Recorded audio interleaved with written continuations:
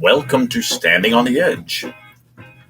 This is your host, Randy Saplata. Today is Friday, February 18th, and today we will talk about Why Are You Here? Part 2 on the edge of the coin. We also have the topic of self-fulfilling prophecies during Think Like the Rich, and today's personal story will be Learn from every source that you can find. Finally, we'll finish off the show with What Would Happen If. By the way, if you like the content presented here and in other videos of mine, do me a favor and hit that thumbs up, that like button, or whatever else happens to work for you. Tell all your friends, tell all your neighbors, tell your family, even tell your enemies. I'm happy to hear that because I want people watching this show. But do all that to ensure that Facebook and YouTube keeps me around for a while. You are listening to Standing on the Edge. When we come back, it's time for the edge of the coin.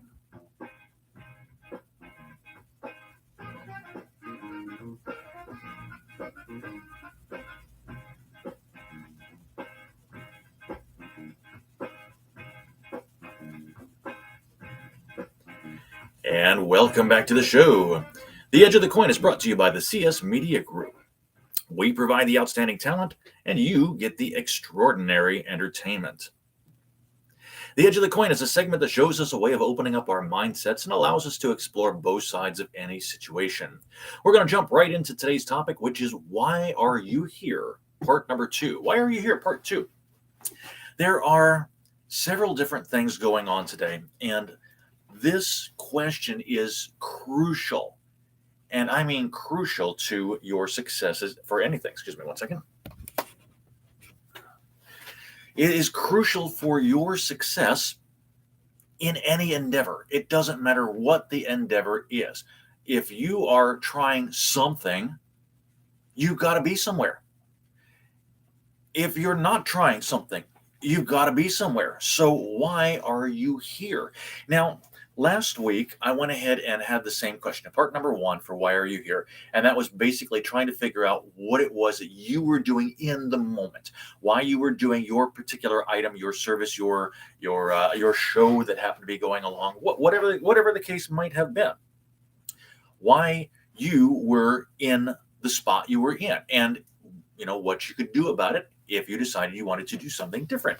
Today, it's going to be from the opposite point of view. It's from somebody else looking at you, okay? Let's say, for example, that you are a salesperson and you're trying to go ahead and get some sales for your company, for your widget, for whatever it happens to be, and you are prospecting. Prospecting just basically means you're meeting new people, okay? You're trying to go ahead and get together with somebody that you've never met before. Very, very simple concept. Most people hate it, but it is what it is. You have to go ahead and do it sooner or later in order to go ahead and be able to go ahead in order to go ahead and make your business thrive, or even to grow your business. It's got to be done. So the very first thing that's going to happen is that you're going to come up to a person, you're going to introduce yourself, and they're already thinking in the back of their minds, why are you here? Why are you here? What do you have that is going to take up my time? If you're not going to buy anything, then I don't want you here. And most of the time, that's exactly what happens. You're going to come across, through no fault of your own, as a time interrupter. A time interrupter. Now, we all have our busy schedules. We all have our routines of doing things. We all have life interruptions, basically. I mean, last night was no exception for me. Thursdays are generally my busiest day. That's one of the reasons why I moved the show, Standing on the Edge, to Fridays, because it's a little bit easier to go ahead and manage the show at that point. But last night was no exception whatsoever. I mean, my youngest daughter moved back home again recently, so I went ahead and took her to work in the morning. I came back, I prepared for my show that particular night, for my trivia show later on that evening, because I knew I wasn't going to be able to do it later on in the afternoon. The reason for that was because 3 hours later or less, 2.5 hours later, my grandkids came over after school and went ahead and spent the afternoon with me until their dad could go ahead and pick them up and take them back home again. Well, from the time that I got back from dropping my daughter off at work, I had literally about 2 hours to go ahead and prepare for that night, plus eat breakfast and eat lunch, and hopefully prepare or figure out what to go ahead and do for dinner, since I was not going to be able to eat before my show as well. And then make sure that I had everything set up, ready to go, grab and head out the door. Well, I was able to go ahead and do that. But when you can't eat dinner at noon and go for the rest of the night without eating anything unless you're planning on being hungry. So I knew that dinner was already out in that respect. There was nothing I could go ahead and do about that. Grandkids came over. We had a great time, but it's just me. I am not used to dealing with two grandkids, one of whom is 6 months old, one of whom is 6 years old, and two different energy levels for sure. And I can't say which one has the greater energy, but they're definitely two different energies while they were going on. And trying to go ahead and corral one the whole time, while paying attention to the other one, is almost a physical impossibility. Anybody that has grandkids, or even children for that matter, you know exactly what I'm talking about. And for those of you that are teachers and have to deal with more than 15 kids, I feel your pain. And I say, God bless you for what you're doing, because it's not a pleasant thing that I would certainly want to do very easily. Now, I can do that with adults. Adults are great. Adults are easy. Tell them what to do, and they'll pretty much go ahead and do it, even if it's done in their own way. But at least they can go ahead and work within the parameters that you go ahead and set. Children, however, are totally different. They want to go ahead and push the boundaries of that all the time. So you have to constantly keep an eye on those boundaries to make sure they're not being pushed or crossed, for that matter, and go from there. So like I said, had the grandkids over, we had a good time, but it was definitely a workout for sure. I didn't get to eat. My wife didn't get off until about 5 minutes before I had to leave. So I didn't really get a chance to go ahead and talk to her before I had to go ahead and say, all right, here's the kids. I got to go pick up my stuff, run, and I'm out the door. And as I'm going out the door, my stepson comes in and says, or my son-in-law, I should say, my son-in-law comes in and says, hey, how you doing? And I went, doing great. Bye. Got to go. And off I went to go ahead and do my own thing. I mean, it was literally from one thing to the next while you're doing that, while I was on my schedule. Now, this is a normal Thursday. That's a normal Thursday. And trying to go ahead and juggle all of those things and take time for myself is an impossibility. It truly is. And I know a lot of you out there have the same exact type of issue. You can't go ahead and do that. So you got to figure out, going back to my subject, why are you here? Are you here as a time waster, or are you here as something that will benefit me? And most of the time, the people that are coming in that have the interruptions happening to them will see you as somebody that is keeping them from doing what needs to be done and putting themselves farther behind on their particular time schedule. That being said, you have to figure out a way to get them to stop asking, or assuming, I should say, that you are a time interrupter or a time waster, and get them to see that you are actually there to go ahead and help them in saving time or saving energy, or being able to be more economical in doing so for both of them. If you can go ahead and get yourself into that person's light and look at it that way, then you're going to find out that it's going to make it much easier. But you have to understand that if you don't look at it in that way, they're definitely not going to look at it in that way. So you got to go in wherever you're going, first off, with a plan. Second of all, you've got to be practiced and polished and perfect at what you will say. Many times, you're not going to get more than 30 seconds. I mean, you really won't. If you watch Shark Tank at all, or you have tried to go ahead and do any kind of a sales pitch whatsoever, you'll know exactly what I'm talking about. You've basically got 30 seconds from the time that you go ahead and meet somebody face to face, or at least are within talking distance, to the time that they go ahead and turn you off or you walk away. It's 30 seconds maximum. Most of the time, they've already made up their minds in the first 5 seconds. And most of that is done before you even open your mouth. What do I mean by that? Well, they're going to assume, and by the way, assume in this instance is just like it normally means when you hear the acronym, excuse me.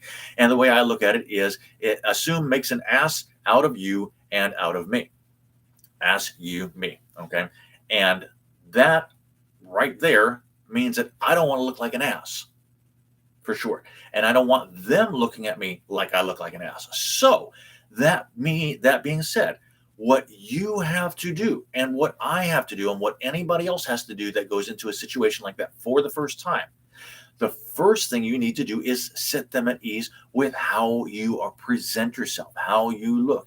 If you walk in and you're kind of glancing around and you look to see what's up there and what's down there, and oh, this looks kind of interesting, and then you come up and say, oh, hey, how you doing? I am here to sell you this. Well, looking around, the first thing that somebody thinks of first of all is, are they going to buy or are they browsing? Those are the first things that go into their mind. But in addition to that, it's, how are they dressed? Does what they dress match how they should look by coming into this particular store? If you're going into a high-end women's clothing store and you're a man wearing torn up jeans and a ragged t-shirt that's all dirty and yucky, and you haven't shaved for 3 days, and your hair is kind of sticking up at odds or whatever, something like that, and you're kind of glancing around and you look up and say, hey, I want to go ahead and sell you some time on my radio show, then they're going to go, stuff yourself, walk out the door, because we don't want to talk to you. Or if you're selling paintings to them and you're walking in, you're carrying this stuff there, and it's just not a place where they would have a lot of paintings, they're going to say, no, don't have time for you, that sort of thing. You are a time waster. How do you get around this? Well, believe it or not, there is a way to do it. It is not comfortable. Most people don't find it very easy, even though it's simple, and they don't like to do it because it, again, feels like a waste of time. Okay. It's called getting prepared. It's called getting prepared. We're going to talk a little bit more about this in depth on some of our later segments here today. But basically, it is this. In order to put yourself in front of somebody, you have to already know, like I said, what it is you plan on saying, how you plan on looking to that person. So you need to know what you're going to wear the night before and dress appropriately where you're going. And finally, you need to go ahead and make sure that they know you're coming. Okay? If you can get those 3 things done, then you've already set yourself up for a more successful position. What does that give you? That gives you from the first 5 seconds up to 30 seconds. You've just extended your time period to 30 seconds. Wow. And a lot of you are going, okay, if I am preparing who it is that I want to go ahead and talk to the night before, and I'm practicing what it is I'm going to go ahead and say to them the night before, and that's going to take at least an hour to do so. And then I got to go ahead and figure out what it is that I want to go ahead and mention, or that what it is I'm going to wear to this particular place. We're talking an hour to an hour and a half preparation just to hopefully give me 30 seconds. Yes, that's exactly what I'm saying. That is exactly what I'm saying. Now, here's the reason why. because successful salespeople realize that you've only got 30 seconds to go ahead and make or break your customer's second opportunity. In other words, getting back to see them again next. You're almost never going to be able to sell them what you got the very first time. Almost never. The only way that happens is if somebody is coming into your showroom and says, I'm looking for this. I need it right now. Here's my card. Let me purchase it. That's really the only way you're going to be able to go ahead and figure that out or make it happen. Okay. And a lot of times, unless you have your own showroom, it's just not going to happen. So what you have to do is, number one, like I said, you have to put yourself in front of somebody else. Okay. That's the thing. You've got to actually show up to them. If you know them, then it's going to be easier. If you know what you're going to say, it's going to be easier. And if it's easier for you to be around somebody that you know, knowing and having practiced what it is you're going to say, then it's going to make them feel more comfortable and be willing to go ahead and allow you to interrupt their time a little more to be able to move on to the next thing. All right. So that's why you're there. It is not to sell something. It is to get to the next step. Okay. The next step. There's always another step in the process, but the next step is the next step is the next greater step. It's the next one into actually somebody purchasing something. Okay. There is, when it comes to the sales process, there's generally anywhere between 4 steps and about 8 steps to going from where you've never met somebody all the way up to selling them your particular product, widget, or service, whatever it happens to be. And there's the biggest thing about that is that if you don't do these steps in order, then you're never going to make that sale. Now, sometimes you can skip certain steps, okay? So let's say, for example, you're walking up to your good friend, and your good friend happens to work for Neiman Marcus. Your job is to try to go ahead and get your foothold into Neiman Marcus to talk to some of their sales buyers so that they can go ahead and purchase the product that you've got to go ahead and sell to them. Well, the best way to go ahead and do that, you can go ahead and you can skip the hi, I am Randy Soplata, I work for yada yada yada. You can go ahead and skip all that and say, hey, Ted, I know you work for Neiman Marcus. You might not know or may not remember that I now have a job with sales in this particular company, and I'm trying to go ahead and find somebody that I can go ahead and take my samples and give them to hopefully put into those stores. Can you help me? Now, that, again, you have to practice it. I didn't practice that. I came up with that right on the spur of the moment, and so it sounded iffy. It sounded kind of hesitant. It sounded kind of, I'm not sure what it is that I'm trying to say. This is why you must practice what it is you have to say. Script it out. Write it out 100 times if you need to, and then say it over and over and over and over and over again until it sounds just like it's rolled right off your tongue, such as the word supercalifragilisticexpialidocious. You want it that fluid as it comes along. When you're first starting, it's going to take a long time to practice these things. But the more you practice it, then you can go ahead and skip the step such as writing out your script and move on to the actual getting to that person to be able to go ahead and do the script itself. Why are you here? It's not to make a sale. It's to get to the next point in making the sale. We're going to go ahead and continue that more here in just a second in our next segment, which is Think Like the Rich. We'll be right back.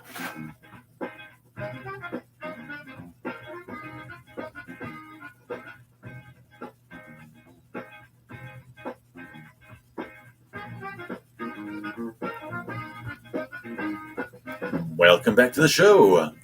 Think Like the Rich is brought to you by Mama's Decadence. offering luxurious refreshments for your body inside and out. You need to treat your body and that of your lover to a bit of luxury from Mama's. You can find out what's available by emailing Heather at mamasdecadence@gmail.com. Think Like the Rich is a segment designed to help everyone think past their circumstances and encourage a different course of action. Today's topic is self-fulfilling prophecies. Self-fulfilling prophecies. Now, this might sound really weird considering the fact that I went ahead and said, why are you here in the first part? And now I'm going ahead and fulfilling my own prophecy. Well, here's the thing. If you have decided to go ahead and prepare what you're going to wear, and you've groomed yourself very nicely, and you've been practicing your script to where it just flows right off the tongue like butter, and you're able to go ahead and put yourself in front of a person that will go ahead and allow you to talk 30 seconds, you just fulfilled your own prophecy. If you are doing the opposite and you say, I can't do that. That's too much time. It's a time waster. There's no way that I'll be able to go ahead and get all this stuff done. Besides, when I get home from work or whatever it is I'm doing, I'm tired. I just want to eat. I want to relax. I want to spend time with my kids. I want to go ahead and watch the television. I need to walk the dog. There's so many things I have to do. And then I got to get ready for work tomorrow. I'll figure that out stuff in the morning and I'll take it and go from there. And then when you put yourself in front of somebody and you're stumbling and you got your hands going into your pockets and all around your chest and waving them in the air or not sure what you're going ahead and doing, crossing your arms, and you're going, it seems like, and well, this is what and you're kind of looking around trying to figure out what it is you're trying to say, and or you're looking down and going, I don't want to talk to them because I got to concentrate on what it is that I'm doing. This is once again a self-fulfilling prophecy. You are fulfilling the prophecy that you're not going to allow yourself to get any further than you already are, and you've already spent so much time trying to find that person in the first place. I remember the very first real sales job that I had. In doing so, I went ahead and signed up to try to go ahead and sell paintings. And I had this company that had pre-printed art, and they would go ahead and give me 5 or 6 pieces to go ahead and practice with, and I would go out and go to different businesses and say, hey, I've got this art for sale. It's only this much. Do you want to buy? And that was literally about it. And what I had to do was I had to go door to door to door to door. Well, when you're doing it at 9 o'clock in the morning to 10 o'clock in the morning, you're great because it's still fresh. It's not really warm out. You're not really hungry, and you've got a few people under your belt, and you're like, okay, I can do this. I can do this. I can do this. But then it comes along, and it's now 12:30, and you're really starting to get hungry, and there's no restaurant in sight, and you now have to go ahead and get into your car because you can't go any further down from where you were in that strip mall. You got to go to the next strip mall, the next strip mall, the next strip mall that goes along. And then you got 16 homes in a row and a convenience store after that. So you stop in the convenience store, you go ahead and grab yourself a quick little sugar rush bite to go ahead and tide you over until you can find the restaurant.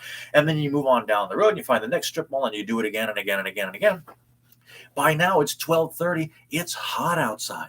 The sun's beating. You're pulling the stuff behind you. It's getting heavier as you go along. You still haven't eaten. The sugar rush is worn off. You're kind of tired of talking to people saying the same thing over and over and over again. And because nobody wants to go ahead and get stuff into their businesses that you're trying to go ahead and do, you're looking at it and going, man, these people aren't going to want to buy this. I'm just going to go and skip and move on to the next one. And these people aren't going to want to buy this. I'm going to move on to the next one. And you go ahead and you waste the rest of the day until finally 4 o'clock rolls around. You're going, man, I really have to do something. So you're going to go ahead and stop into the next thing. It doesn't matter where it is you happen to be, but you got to go ahead and go in. You go in and you say, hey, I'm Randy. I've got art for sale. Do you want to buy something? And you kind of shaking your head going, no, don't do it. And so that they will fulfill your prophecy that you couldn't go ahead and sell it. And it's difficult when you do it like that. It really is. So if you go ahead and fulfill your own prophecies, then you're going to understand that the quicker you get things moving, the quicker you get things taken care of, the quicker it's going to be to make it easier on yourself. Now, here's what I want you to understand. Okay, this is the key to everything that I'm talking about so far. Last segment, I said you've got to be in front of somebody in order to go ahead and do this. And before you're in front of them, you've got to prepare for what's going on.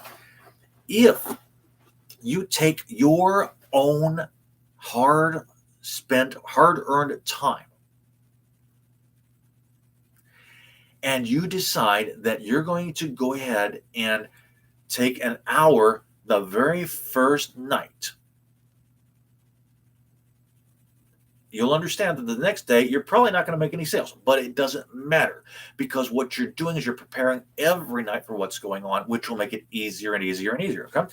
If you take an hour the first night and you go ahead and do nothing else but write out the script that you're going to use, put it on a 3x5 card. That way, what you can do is you can have the card, you can put it onto the back of the painting that they're going ahead and that you're trying to hold up and to do. And you can go ahead and either read it or refer back to it right off of that script every time as you're doing it. So it looks like you know what you're doing because you got it right there. And make it easier on yourself. You're once again probably not going to make a sale the next day, but it's going to get you to the next level. Okay. If you do nothing else, write it out, practice it for that hour, and then carry that with you as you go along the next day. If nothing else, people will go, hey, what is that? Why are you reading off a card? And that is an icebreaker. This is why I'm here. This is what I need to do. And every little chance that you got to be able to extend the time that you have will make it easier. Now, if you go home the second night, you've already got your script. Practice that script for 5 minutes. Again and again and again, 5 minutes, and then take the next 30 minutes to figure out what you're going to wear the next day, the day after that, and the third day after that, and finally the fourth day. You got the next 4 days planned out what you're going to wear. Hang it up and go on. So all you have to do the next morning is take it up, put it on, and you're right there. You've already got it taken care of. Then go back again to that script and practice it again and again and again for the next 30 minutes. Once again, you're only using 1 hour of your time, okay? 1 hour of your time. The next day, you carry that script with you. You've already got your nice outfit on and you're ready to go. You move on, you go ahead and start reading from the script, and you're getting more comfortable at it because you've already practiced it several times. And so you don't have to refer to it as often. But people still might go, what is that in your hand? Why are you looking at that? Hey, these are my notes. This is what I do. And you kind of laugh at it and go from there. You're getting more comfortable. Okay. That night, this is now the third night that you're doing this. You've already got your clothes prepared. You don't have to worry about that. So you spend 5 minutes practicing that script that you did, trying to say it over and over again without having to refer to that card once. If you need to, you do it, but you practice it again and again and again. You're still going ahead and getting comfortable talking. Talk it out loud each time, by the way. Speak out loud. Let your ears hear your voice while you're doing this, because if it sounds comfortable to you, it's going to sound comfortable to somebody else. Like I said, you've already got your clothes planned out, so you don't need to worry about that. Okay? But now, after those 5 minutes, you take the next 30 minutes and you go ahead and you make a list of people that you know. A list of people that you know that you can go ahead and talk to either on the telephone or face to face tomorrow.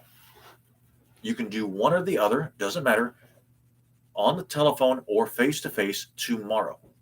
They got to be close enough to where you can go ahead and get to them easily. Okay, if you're talking to you're talking to your brother-in-law and he lives out in Singapore and you're living in New York, then there's going to be quite a bit of a time lag. You're not going to be able to go ahead and talk to him at 8 o'clock in the morning and very likely go ahead and catch him, because it's most likely around 8 o'clock at night. Or more likely, you're not going to catch him at noon because it's going to be midnight. Well, midnight over there. So you want to go ahead and at least make sure that you're working with something that's going to be easier for you to do. Okay. You've made up that list. That takes a total of makes a total of 25 minutes again. And you spend the next 30 minutes again going over the script and over the script and over the script. You've done this now. This way, in addition to going to wherever you're going with your card that you might now or might not have to go ahead and refer to on day 4, and you're talking to people and it's more comfortable, and you're going ahead and knowing you've already got 5 people that you have or more, 5 or more people that you're going to go ahead and contact and do the exact same thing. Hey, Kevin, your brother Randy, you might not know it. I'm doing this now. And I need to know if you happen to know anybody that needs something like this taken care of, that I can go ahead and give a call to or talk to or do something, show up face to face. And then you go ahead and get referrals from them. Well, if you've got referrals, it makes it easier because now you don't have to worry about just barging into their time. You can say, hey, I know you're busy. I want to take a second of your time. My brother-in-law Kevin said to go ahead and come see you because I've got something that you might need or want. Can I talk to you for 30 seconds? And of course, they're going to say, yeah, 30 seconds, we'll go ahead and do. If you give yourself 30 seconds, then bam, you're in, because now all you have to do is say, this is what I do. I want to schedule a time. Nothing more. Nothing more. I sell art. I want to schedule a time with you to show what you can put up on your walls. And then they will say, most of the time, tell me a little more. What kind of art are we talking about? Is it expensive art? Is it already framed? Do I have to take care of it? Am I going to have to go ahead and put it out here to sell? Or is it just for me personally? These are things that you can go ahead and do. But if you only tell them those 2 things to begin with, this is what I do. I want to set an appointment. That then takes you from the 30 seconds that you've just worked so hard to get to, because again, this is day 5 now, day 5 doing this, and you've worked that whole week, everything up to this point, to get yourself through that 30 seconds to the next step.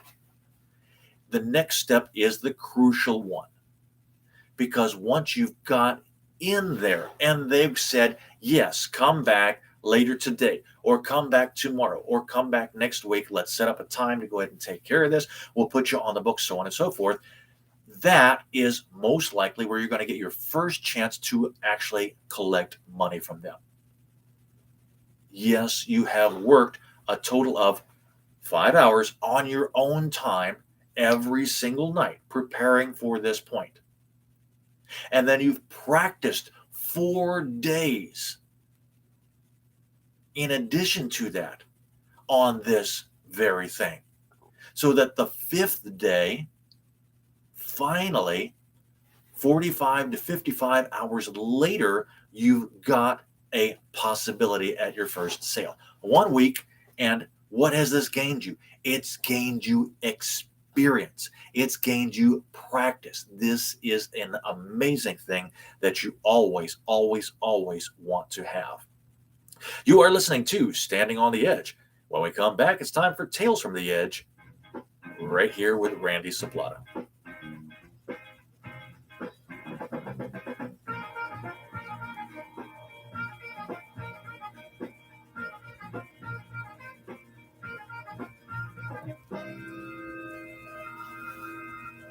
Welcome back to the show. Tales from the Edge is brought to you by the HRS Foundation, investing in future generations to ensure a better tomorrow.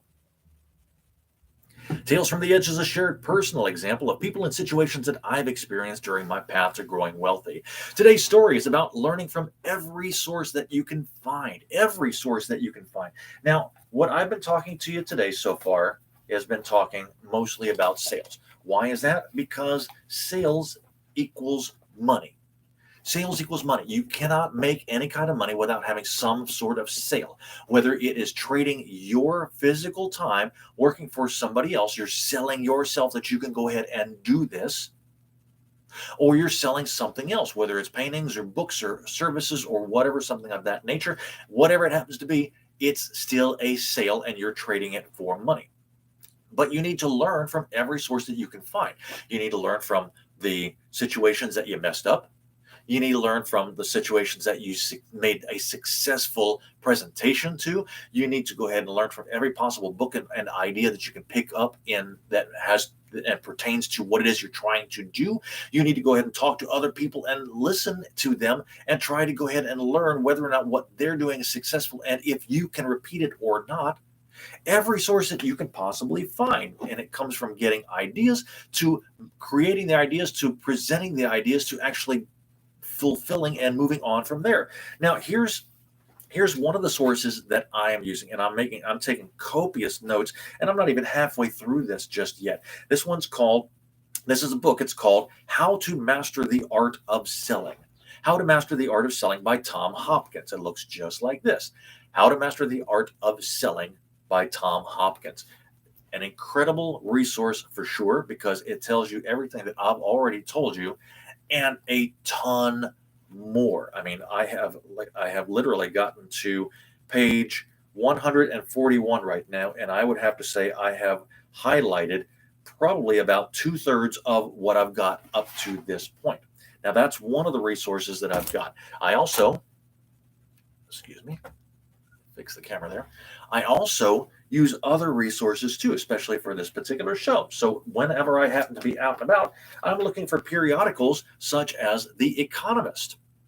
The Economist. Now, this one is just recent. I just picked this up today. And of course, the cover says, "How high will interest rates go?" But the reason I picked it up was because it was talking inside about China and also about the Middle East and Africa and where they're going with their particular programs and their economic views in doing so. Why is this? Because if I can get ideas of what's happening around the world that they're trying to do, then I can probably go ahead and take those same ideas and incorporate that, or at least go ahead and make myself presentable to people that are doing the same thing here near me that I might be able to go ahead and relate to and sell whatever it is that I need to go ahead and sell to them.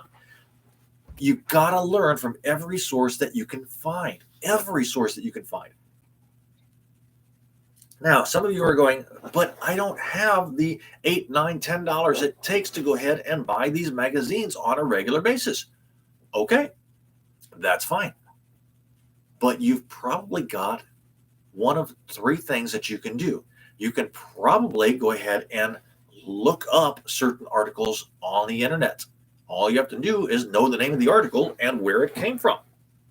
You probably have a library at your disposal somewhere nearby that you can go and find the latest publications of anything, newspapers, magazines, whatever it happens to be, even the latest books a lot of times, and they will have it there for you to go ahead and use and read. And you can even do it and read it and study it right there. Take photos, make copies, do whatever else you need to go ahead and do. It's there for you.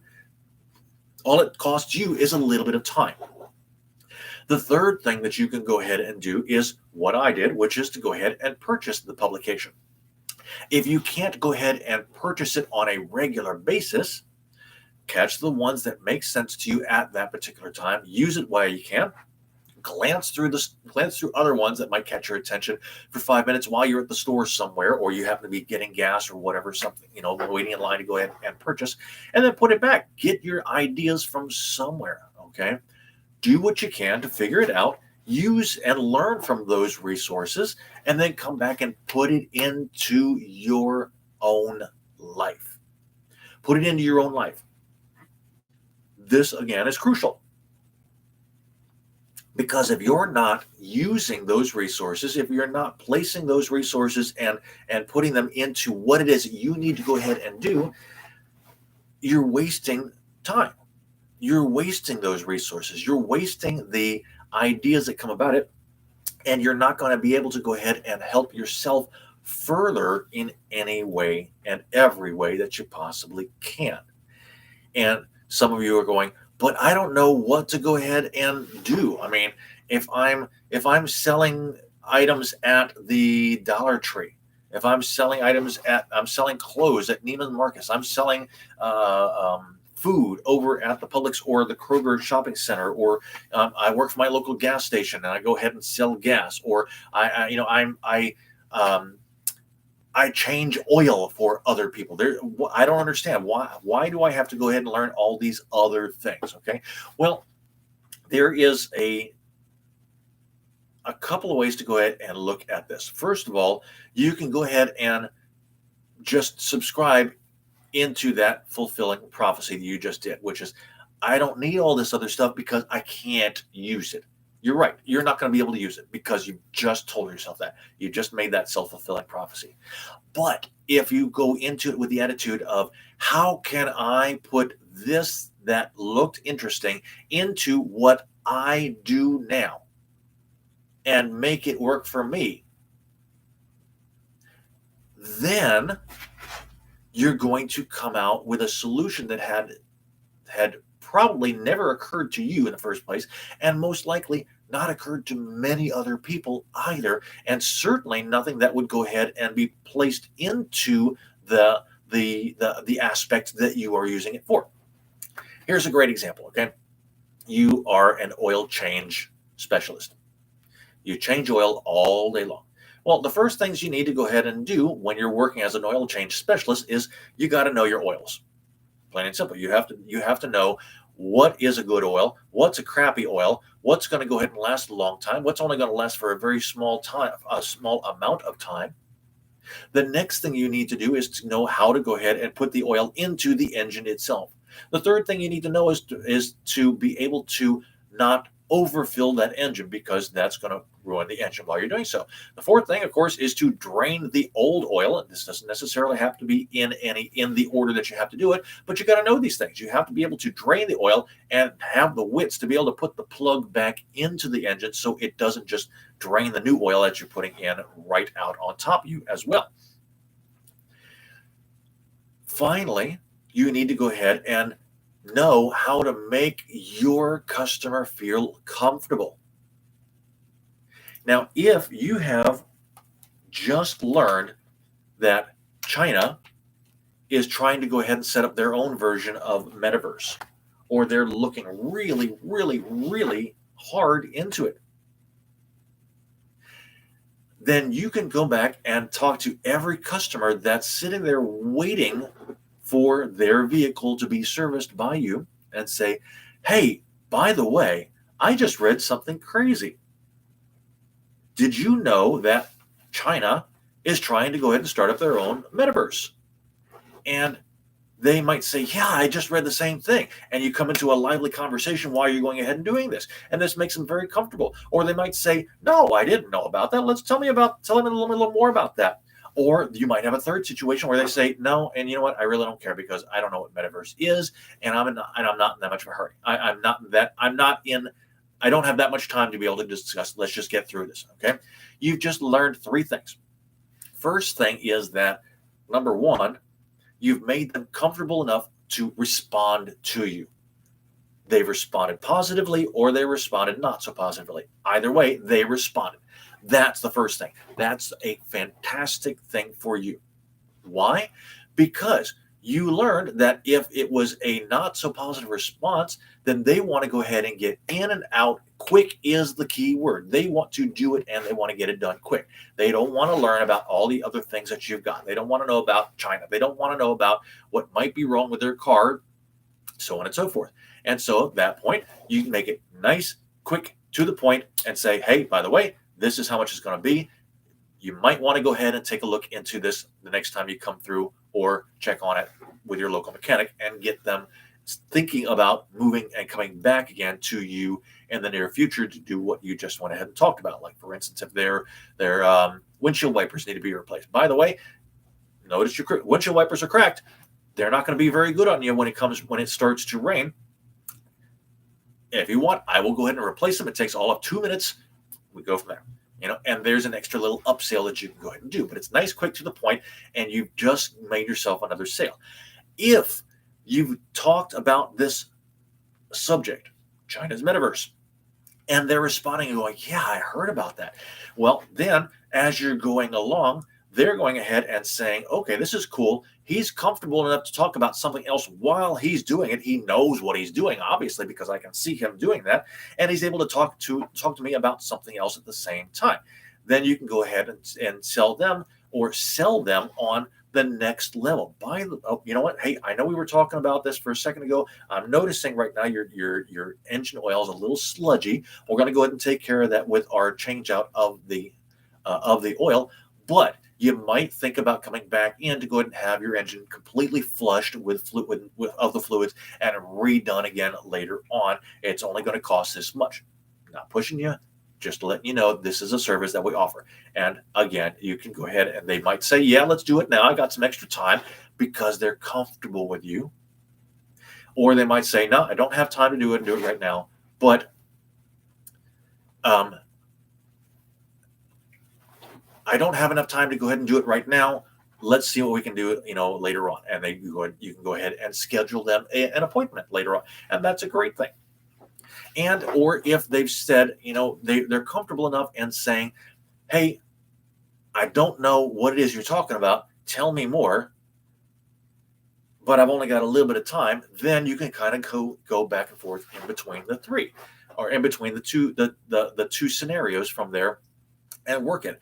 Either way, you've learned something that you can incorporate into your own area, into your own resources, into your own job, business, whatever it is that you do, that you would have had no clue would have been able to go ahead and be something that you could use and utilize to make your job easier, better, and able to be more trusting to somebody else. Talk about mind-blowing. And you can get these ideas from newspapers, from magazines, from the books that you're reading, from games that you happen to do. I mean, there's all kinds of things. But try it. Try the one thing and say, hey, I just learned about this. What do you think?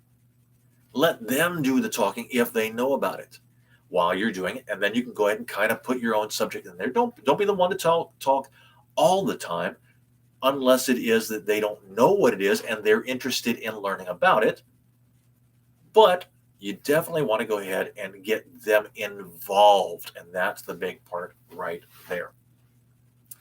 Get them involved. If you can get them involved, then you have a winner on your hands every time. You are listening to Standing on the Edge. When we come back, it's time to close out the show with What Would Happen If.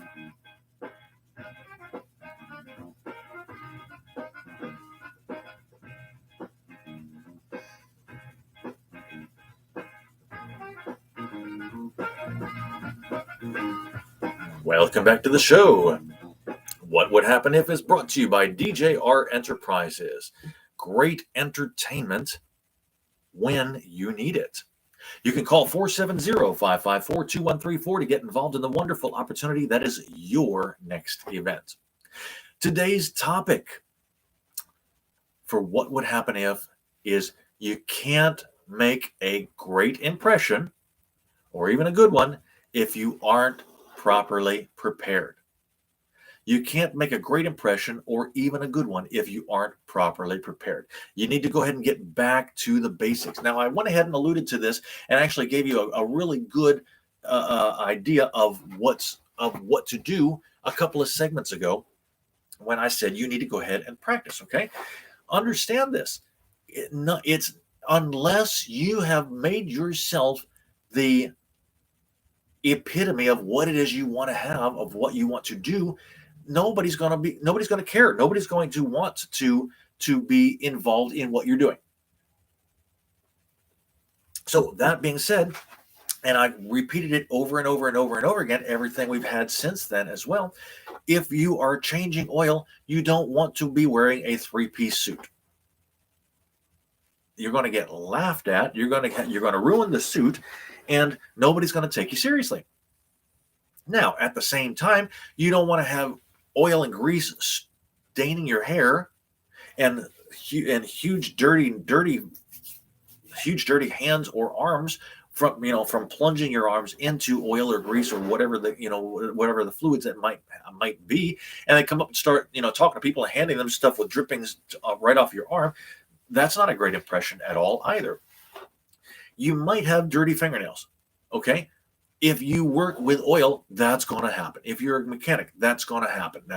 They can get past the dirty fingernails. Okay, but if you got streaks down your face while you're doing it, your hair is kind of messed up and stuck and whatnot, you got oil dripping off of your hands while you're talking to them, and you're not doing anything productive to what they need done, it's not going to make a good impression. At the same time, you can't go into Neiman Marcus and sell a 3-piece suit wearing torn up jeans and a t-shirt. It's just not gonna happen. This is why I mentioned a couple of segments ago that you've got to prepare the night before what it is you're going to wear. And you have to go ahead and you plan it out 4 or 5 days in advance. That's perfectly fine. At least that way, even if you don't want to wear what you thought the night before, you've got more choices, and you're not standing there in the morning half awake going, what am I going to wear? What am I going to wear? What am I going to wear? And let's just take this shirt and we'll do that pair of pants and socks. Okay, we'll do white socks here, and grab a pair, and they might or might not match, and they might not go together, and they might go together. But it's if you have already taken the time, the less than 5 minutes to figure out what it is that you need to go ahead and do and put together the night before, you don't have to worry about that. It's like, okay, here we go. Put it on. Here we go. Put it on. Here we go. Put it on, and you're out the door. You're moving on, and you don't have to think about it because you've already prepared for it. If you have gotten that China metaverse example, and you've already read up on that, and you know how you're going to go ahead and talk to every single person about it, even if they're not interested in it, you can at least mention it to them, because you're trying to go ahead and get them to stay longer and spend more money. And if you can use that, then that makes it so much simpler. You're prepared for it. If you've got hair, if your job or your sales career or whatever it is requires you to be shaved, and it requires you to have a haircut that nobody can see any long hair or straggles or anything like that, you need to be clean cut, then do it. Take the time. Get the haircut that you need to go ahead and do, even if it means you've got to get somebody else to help out. Put a ruler on the back of your head. Have them cut below the ruler, make it a straight line. However it needs to be done, you got to be able to do it, because only you can make that first great impression. But you can't do it if you're not prepared. If you're going ahead and you notice the night before that you got a hole in the bottom of your shoe, and you can't go and do anything about it by going out and buying a new pair of shoes because you won't get paid again for another 2 weeks, all right, no big deal. But you got to realize that if it starts raining, you're going to be miserable, which means that you're going to be put off, and it's not going to work out very well for you. So you've got to do something that's going to keep that hole from letting any kind of water up inside, even if it means you take a piece of duct tape and you tape the bottom of it to the bottom of the shoe, and you take another piece and you stick it to the inside where it seals from the inside up, and it stays that way until you can get another pair of shoes. If you have to do that every single night, you have to do that. That's not a big deal. It's on the bottom of your shoe, so nobody can see it anyway except you. But you have to prepare for what you're going to do. If you don't prepare the night before, then you run the risk, and let me say that again, you run the risk of not doing things correctly. And this happens so many times. I cannot tell you, in every single job, I have done this at some point. And I know so many other people have done this as well, because they're just not prepared. I mean, I remember as a manager at the Dollar Tree, which was a retail store. and we would go ahead and sell all kinds of products. I mean, you name it, we probably got it, whether it was certain types of clothing, or it was paint supplies, or it was toys, or it was books, or it was canned foods, or boxed foods, or frozen foods. I mean, you name it, we pretty much had it. There were at least 15,000 products that we could go ahead and sell in any one of our stores, and everything was for $1. Well, I wasn't going to go in to unload a 500-piece truck, getting all these containers off, some of which are heavy, some of which are not, and wear flip-flops to work. That's definitely not being prepared. Because if one of those boxes, which carried jars or heavy cans, and it dropped down on my toes, I had an issue. And I was the only one that did not set myself up for success. You got to do the same thing. You got to prepare yourself, whether it's getting that script ready in front of you to be able to go ahead and practice and practice and practice and practice and practice to where you have it so comfortable that it just rolls off your tongue like Italiano while you're talking to the Italian people. Doesn't matter. If you have done that, then you've prepared for yourself. If you've got your wardrobe set out the night before, you're preparing yourself. If you know who you're going to talk to, you've prepared yourself. If you know what you're talking about and you're going ahead and putting in extra anecdotes, you've prepared yourself in doing so. If you've gone ahead and learned from a book such as How to Master the Art of Selling, you've prepared yourself. If you know you're not going to be able to eat dinner before you have to move to the next appointment that you have, get something earlier in the day that you can grab and go.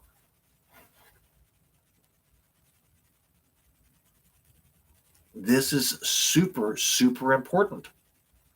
Because if you don't do these things, if you don't get back to the basics, if you don't prepare yourself, then you're never going to go any further than you are right now. And if you're not where you want to be right now, this is a bad thing.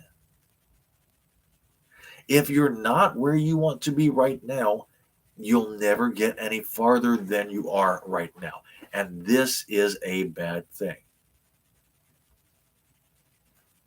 If it's a dirty business, somebody has to do it, right? But if you can clean it up, then you can go so much farther. You really can.